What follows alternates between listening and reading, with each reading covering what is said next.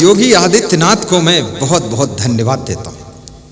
हालांकि वो मेरे पंथ के नहीं है, पंथ वंथ की चक्कर नहीं है, मेन चीज संत है। कोई सफेद कपड़ा पहने, कोई लाल पहने, कोई कुछ पहने, उससे मतलब नहीं, लेकिन हमारा मतलब है अच्छा आदमी बैठना चाहिए, अच्छा आदमी। जैसे सीएम माननीय गहलोत साहब है, ये 30% तो संत हृदय व्यक्ति है, स्वभाव का बहुत सुंदर है, इसका स्वभाव बहुत अच्छा है। स्वभाव तो मैं वही बात बता रहा था कि जिसका स्वभाव बदल गया, स्वभाव सुधर गया, वो जहाँ रहता वहाँ स्वर्ग बना देता है। तो ये भारत माता का लाल, केवल विवेकानंद नहीं, आप भी भारत माता के लाल हैं, आप भी किसी माँ बाप के लाल हैं, और आप ऐसे लाल हैं कि गौ माता की भी सेवा आप करें, गुरुदेव की सेवा करें, सत्संग की गंगा बहाएं और अपने घर में प्रवचन मधुर मधुर साउंड सिस्टम से श्रवण करें। आपका मन सुबह सुबह एकदम सत्संग में रहना चाहिए। ये माया जाल तो बहुत बड़ा जाल है, इसमें तुम क्या है, तुम्हारे पहले वाली बहुत सारी पीढ़ियाँ इसी में समाप्त हो गई हैं।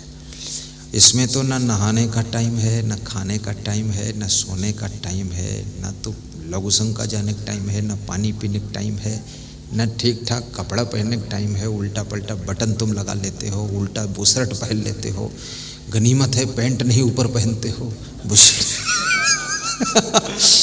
बड़ा उलझन में है लोग, आफा काफा लाफा दाफा सब चलता रहता है, सब बड़ी टेंशन लोगों को बनी रहती है।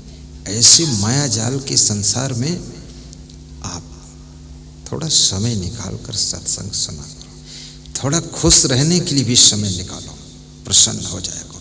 बहुत हैरान मत हो, सब काम बनेगा, बिजनेस भी आपका चलेगा, सर्विस भी मिलेगी, अच्छा दामाद भी मिलेगा और अच्छा घर बर सब बेटी को मिलेगा। आप चिंता मत करो, सत्संग के पुण्य के प्रभाव से सब काम बनता चला जाएगा, बिल्कुल बनता चला जाएगा, इसमें कोई संदेह नहीं है। और गुरुदेव की कृपा आशीर्वाद गुप्त रूप से वो मिल जाता है, बस तुम्हारी श्रद्धा होनी चाहिए, आस्था होनी चाहिए। आज हमारे पास में चंवर डोलाने की सेवा महेंद्र भाई को मिली, उनकी जो श्रद्धा है, आस्था, उस आस्था से ही उनकी सब व्यवस्था सुधरी है। 60 लाख कर्जा में डूब गए थे, प्रॉपर्टी डीलर का काम करते थे और ज़्यादा था, करोड़ के करीब। तो बोल रहे थे जीऊँ कि मरूँ कि क्या करूँ। किसी रिश्तेदार के यहाँ गए और सत्संग मेरा चल रहा था, सुना। बोले ये संत से लग रहा कुछ आत्मबल बढ़ सकता है। फिर सुनना शुरू किया, फिर मुझसे भेंट किया, फिर गुरु मंत्र लिया। आज की तारीख में सब कर्जा से मुक्त हो गए हैं, 3 कार खरीद लिया है, मकान भी टॉप का है, किराना स्टोर अलग खोल दिया है, श्री च्यवन स्वदेशी केंद्र खोल दिया है कोटा में ही, और साथ साथ में 4-6 ट्रक भी ले लिया है। अब कर्जा से भी फुर्सत मिल गई है। अब 11 लाख दान करने का संकल्प भी ले लिया है, 11 लाख उज्जैन आश्रम के लिए। और वो भी छोटी उम्र है, 12 उम्र है। आज कह रहे थे गुरुदेव चंवर डोलाने की सेवा क्या मिल जाएगी? हमने कहा मिल जाएगी, ठीक है आ जाना। बड़ी सभ्यता से पूछ रहे थे। गुरु जान पाए या न जान पाए, तुम अपनी श्रद्धा यदि उनके चरणों में जोड़ते हो। इनको एक माला पहना दूं क्या?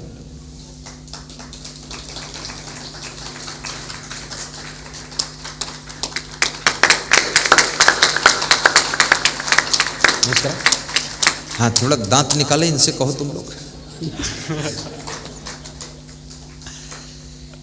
एक दिन भंडारा भी किया है इन्होंने यहाँ, उनके पिताजी आए थे, भंडारा करके छाबड़ा चले गए।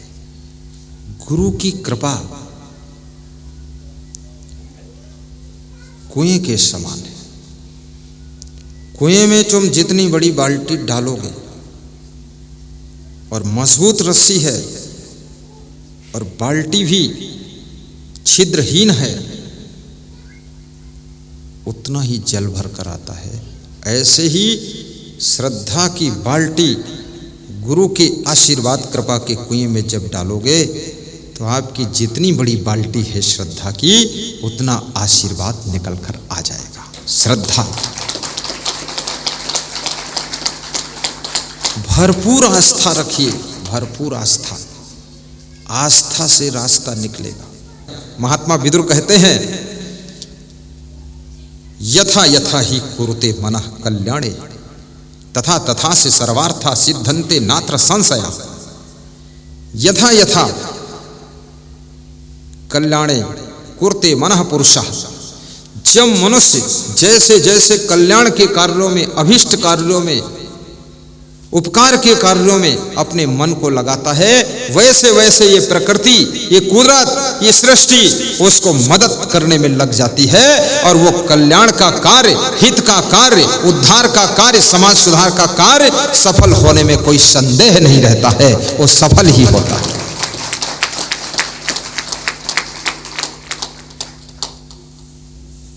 हंसा प्यारे सरवर तजी कहाँ जाए, हंसा प्यारे सरवर तजी कहाँ जाए। हे हंस चेतन, इस शरीर रूपी सरोवर को छोड़कर तुम कहाँ जाओगे? अभी से उसकी खोज करो। ये शरीर तो बहुत सुंदर तुम्हें प्राप्त हुआ है, पर ये शरीर रूपी सरोवर परमानेंट नहीं रहेगा, इसको त्याग करना पड़ेगा। हे हंस चेतन जीव, इस शरीर के छूटने के बाद तुम्हारी यात्रा कहाँ के लिए होगी, कहाँ प्रस्थान करोगे, अगला जन्म कहाँ होगा? याद रखना, अगला जन्म तुम्हारे हाथ में है। तुम्हारी सोच, तुम्हारे संस्कार, तुम्हारे कर्म अगले जन्म का निर्धारण करते हैं।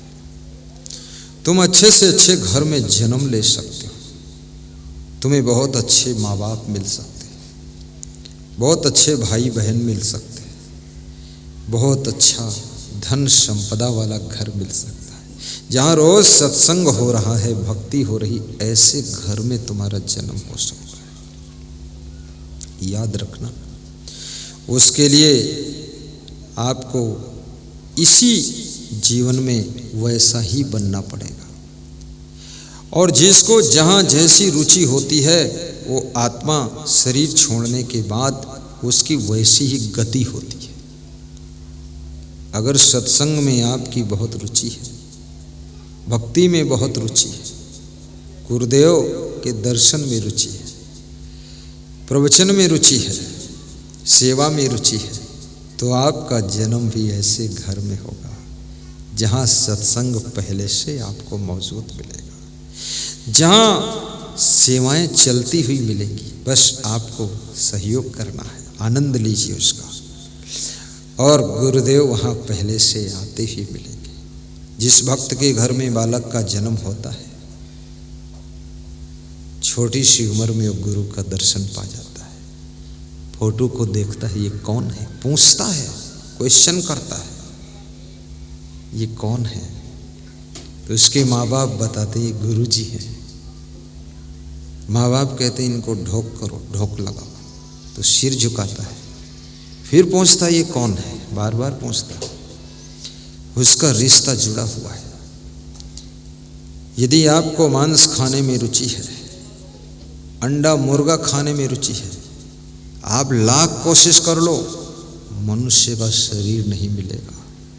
मांसाहारी योनि में ये आत्मा गति करेगी और वहीं जाकर जन्म होगा, और मनुष्य का शरीर ही मिलना कठिन हो जाएगा। ये मनुष्य का शरीर, मनुष्य जैसी जिंदगी जियोगे तो ही मनुष्य का शरीर पुनः मिलेगा, और मनुष्य का शरीर पा करके पशुओं जैसी जिंदगी जियो, कीड़े मकोड़ों जैसी जिंदगी जियो, चिड़ियों जैसी जिंदगी जियो, शेर, बाघ, कुत्ता, बिल्ली जैसी जिंदगी जियो, फिर से मनुष्य जीवन पाने की आकांक्षा रखो, ये इच्छा पूरी होने वाली नहीं है। फिर तो आपको पशु पक्षी की योनि में ही जाना पड़ेगा, उधर ही आत्मा गति कर जाएगी। इसलिए चुपके से मांस खाना छोड़ दो, अंडा वंडा भी मत खाना, मुर्गी भी मत खाना। ऐसा मत सोचना कि अंडा मुर्गी खाऊं और राम राम जपूं तो काम हो जाएगा। एक सज्जन बोल रहे थे कि रामा रामा हरे हरे, मुर्गी अंडा घरे घरे।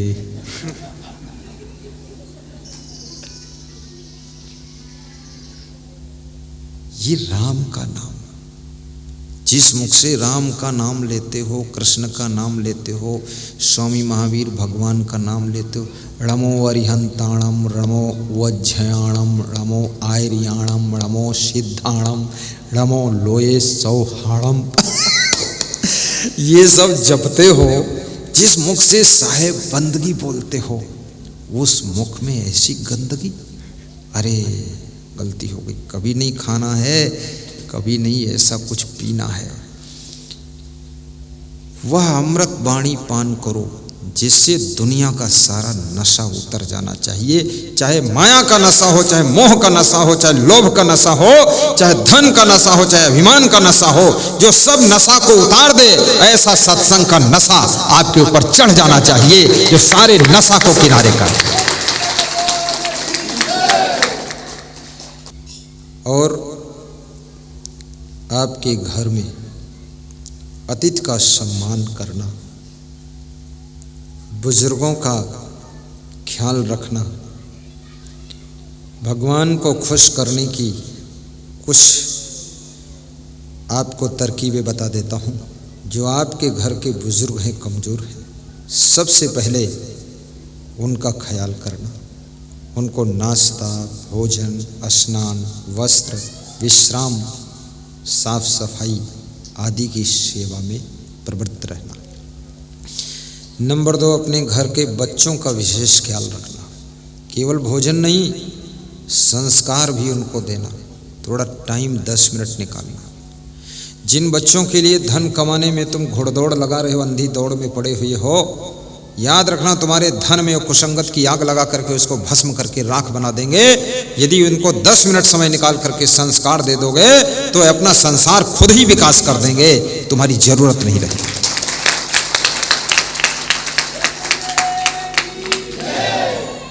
उनके लिए थोड़ा समय निकालना, और गौ माता के लिए भी थोड़ा समय निकालना, थोड़ा धन निकालना, थोड़ी रोटी भी निकालना। और मैं निवेदन करूंगा कि सत्संग के लिए भी समय निकालना। ये भगवान के आशीर्वाद को प्राप्त करने के फार्मूले बता रहा हूँ, तरकीबें बता रहा हूँ। सत्संग के लिए समय निकालना, संत सेवा, गुरु सेवा के लिए थोड़ा धन भी निकालना, अन्न भी निकालना। कंजूस मत बनना, मक्खी चूस मत बनना। चूस बनना है तो गन्ना चूस बन, गन्ना चूस ले, लेकिन ये मक्खी चूस मत बन। दिल आश्रम बनाने के लिए, मंदिर बनाने के लिए, धर्मशाला बनाने के लिए, समाज का छात्रावास बनाने के लिए, तीर्थ स्थान की साफ सफाई के लिए भी अपनी शक्ति युक्ति का प्रयोग करना, उसमें भी कुछ खर्च करना। आपकी बहन यदि कमज़ोर है तो उसकी हेल्प करना, भाई यदि कमज़ोर है तो भाई की हेल्प करना। और भाई को चाहिए कमज़ोर न रहे, वो इतना ताकतवर बने कि दूसरों की हेल्प करने की शक्ति पैदा करे। शराब कभी मत पीना, बीड़ी, सिगरेट, गांजा, चरस, तंबाकू, गुटखा, पुड़िया का त्याग करना। गुरु के आश्रम पर सम्मान की ख्वाहिश न करना, नाम की ख्वाहिश मत करना। गुरु के आश्रम में नाम नहीं चाहिए, गुरु की कृपा चाहिए। सम्मान नहीं चाहिए, न सामान चाहिए, गुरुदेव जी का ज्ञान चाहिए, गुरुदेव जी का ज्ञान चाहिए। अपने सास ससुर का भी आदर करना, बूढ़ी सासू को धक्का मत मारना, क्रोध न करना, हंसते हंसते भोजन बनाना। भोजन बनाते समय भी मोबाइल में प्रवचन चला देना तो सुनते रहना, धीरे धीरे धीरे धीरे। खुश रहना, इस दुनिया से लेकर कुछ नहीं जाओगे, न लेकर कुछ आए हो, केवल संस्कारों का पुलिंदा साथ में जाता है। इसलिए खुश होकर के ज़िंदगी जी लो और सबको खुश रख करके ज़िंदगी जी लो। बाकी लेना देना तो कुछ नहीं है, केवल पाप पुण्य के संस्कार साथ में जाते हैं। खूब पुण्य कमाते रहना, गुरु का सुबह शाम ध्यान भी करते रहना। मिला दे श्याम से उधो, तेरा गुण हम भी गाएंगे, तेरा गुण हम भी गाएंगे। मिला दे श्याम से उधो, तेरा गुण हम भी गाएंगे। दिला दे दर्श गुरुवर का, तेरा गुण हम भी गाएंगे, तेरा गुण। कोटा में दर्शन दिलाने में सबसे महत्वपूर्ण योगदान इस बुजुर्ग भक्त का है। ऐसे तो ये छोरा जैसे लगते हैं, अगर ये आश्रम ना होता, पेड़ ना होता, तो पंछी आकर के उस पर बैठकर गीत नहीं गाते।